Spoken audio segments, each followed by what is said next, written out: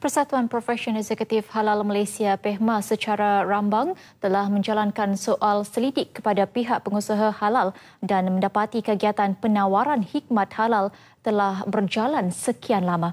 Apa yang dirisaukan ialah penawaran perkhidmatan halal ini dijalankan oleh individu-individu yang tidak diketahui latar belakangnya sehingga boleh dipertikaikan.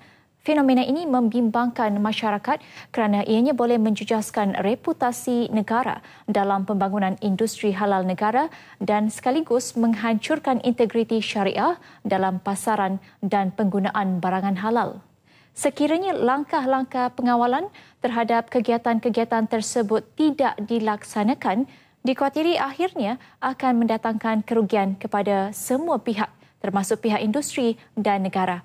Dan untuk memberi penjelasan berhubung isu ini, kami menjemput Presiden PEHMA Dr. Lokman Abdul Rahman ke studio. Terima kasih Doktor kerana sudi bersama kami di Nasional 1. Okay, terima kasih. Dan Doktor, kita teruskan sahaja dengan kes-kes penawaran bufet berbuka puasa yang tidak disahkan halal ini.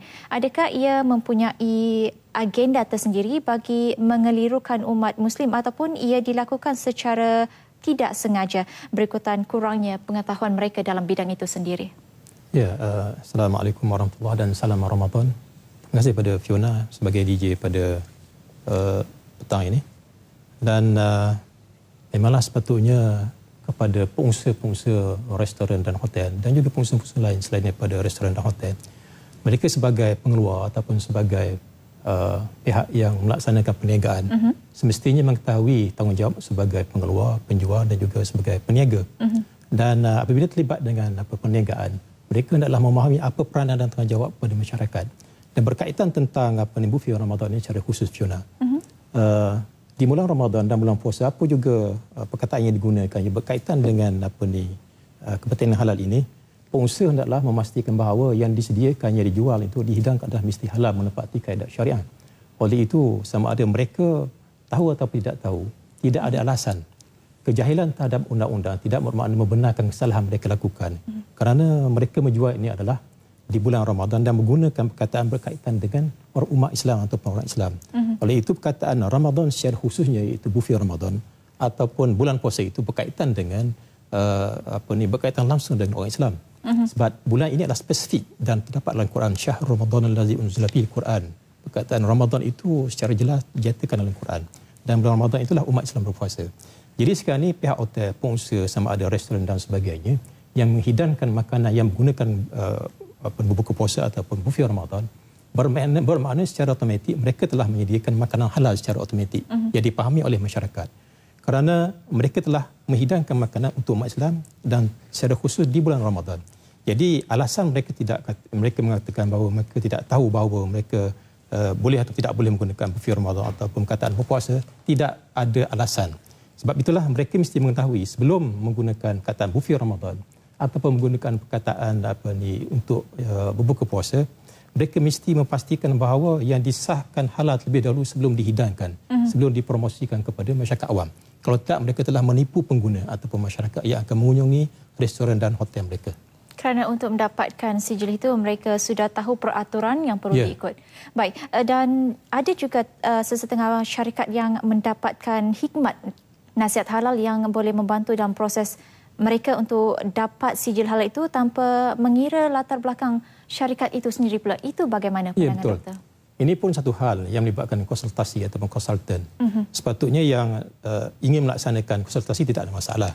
Cuma apakah mereka memahami asas-asas yang melibatkan persijilan halal itu sendiri, syariah matter, atau melibatkan konsep fiqh dan syariah.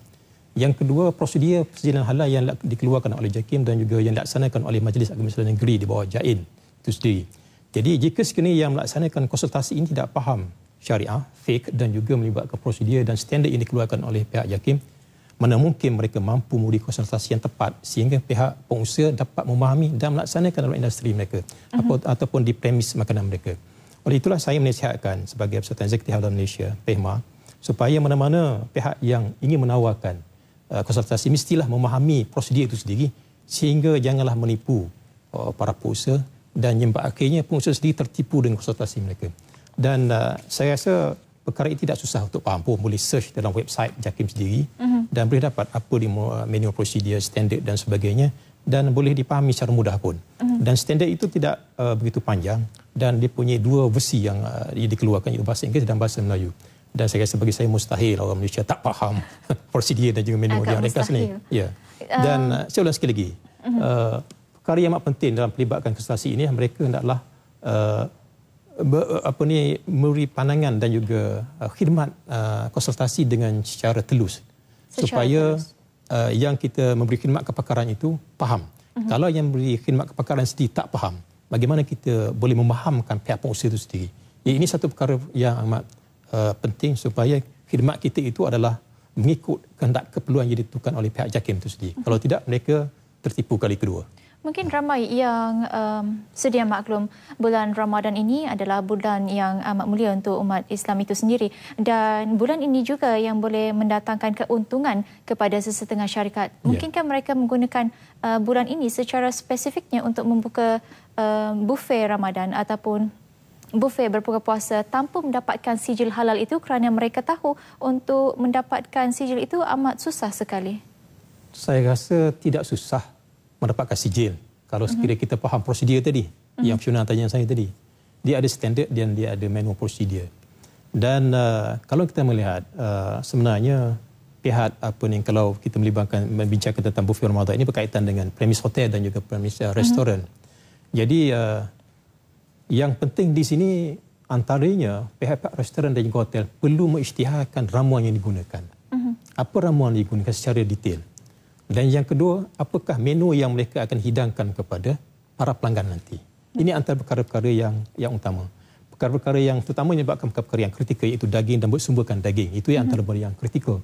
Dan perkara-perkara yang tidak kritikal seperti bawang, lada, yang lain tidaklah begitu kritikal dalam sejen halal ini. Jadi bagi saya tidak ada alasan jika sebenarnya premis hotel, restoran menyatakan sukar untuk buat permohonan. Kerana di sana mereka boleh mendapat pandangan ataupun ulasan di pihak JAKIM sendiri, apakah yang mereka perlu buat untuk melaksanakan atau memenuhi keperluan sejen halal ini. Dan apa yang saya faham dan dari segi yang saya melihat sebelum inilah, pihak restoran ini agak berat dan hotel agak berat mengisytiharkan ramuan yang digunakan. Sedangkan pihak JAKIM sendiri, Majlis Agama Islam sendiri yang melaksanakan sejen halal ini telah membuat satu persetujuan di antara pihak pemohon dan juga pihak JAKIM. Semua maklumat yang diisytihar itu adalah selamat dan rahsia di antara dua pihak. Jadi sekarang ini tidak ada sebab mengapa mereka tak nak permohonan. Apa yang saya faham dari kes-kes yang sebelum ni, kalau kita lihat Fiona dan para penonton sekalian, mereka sebenarnya membuat permohonan ini dah sampai peringkat nak masuk Ramadan. Nak masuk bulan puasa baru nak buat permohonan. Permohonan yang lambat. Yang lambat. Sedangkan biasanya permohonan ini memakan masa sekitar 3 bulan.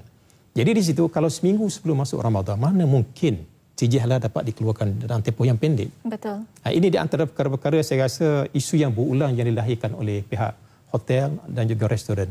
Dan saya buat statistik di sini, yang di bawah JAKIM berdaftar, kita ada 78 premis hotel yang menyediakan makanan halal, disahkan halal.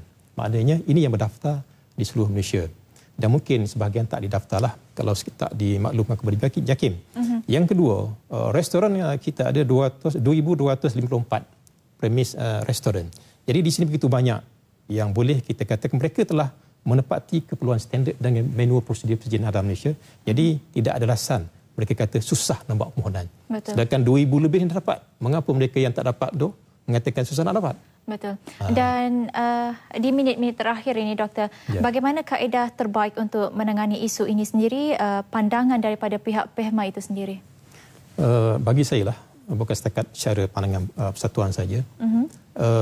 Dalam bulan Ramadan ini, kita tahu bulan Ramadan adalah kemuncak umat Islam membuat ibadah. Kita panggil pesta beribadah. Dan bulan inilah mereka meminta keampunan, berpuasa. Dan keadaan macam ni, mereka berbuka untuk menyambut Ramadan, memberi sumbangan. Dan kita takut nanti dalam keadaan macam ni ada orang ambil kesempatan. Sedangkan pada bulan inilah ramai orang yang memberi sumbangan kepada anak yatim yang susah, dan termasuk menggunakan premis hotel restoran ini sebagai tempat berbuka. Jadi saya menasihatkan supaya pihak sama persatuan di Jabatan Kerajaan, GLC, di pejabat kerajaan yang ada, persatuan yang menguruskan kumpulan ini, supaya mereka memilih mana-mana premis dan hotel yang disahkan halal secara rasmi.